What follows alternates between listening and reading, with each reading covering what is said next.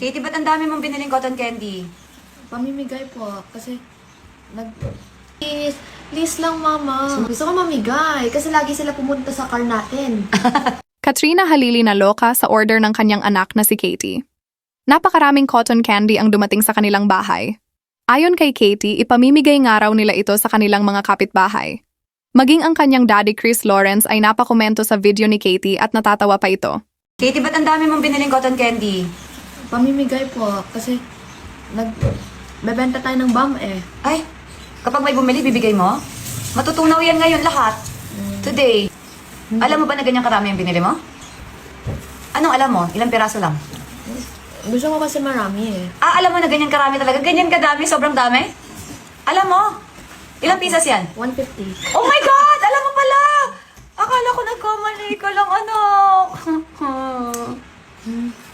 Ang sabi mo sa akin kahapon, tigpa 5 pieces lang. Tapos papamigay mo pa yung iba. 150 pala! 5 pieces? Ano nangyari sa 5 pieces na in-order mo? Hindi naman 5 pieces yan. Dami pa naman. Ang gusto ko lang 150 eh. Alam mo ganyan karami yung 150? Para saan yan? Papamigay kanino? Sa mga kapitbahay. Ay, okay. Ay, mama, bibigyan ko din yung mga tao. Huwag mo ubusin yan, anak. Masisira yung teeth mo. Ayaw ko ubusin. Opo, Magbibigay din tayo sa nasa street. Magbibigay tayo sa street mamaya. Opo. Sinadya mo na busy ako mag-play kahapon sa paddle, ha? Kasi kaya ni Papa eh. Kaya gusto ko nga eh, please. Please lang, mama. Gusto ko mamigay. Kasi lagi sila pumunta sa car natin.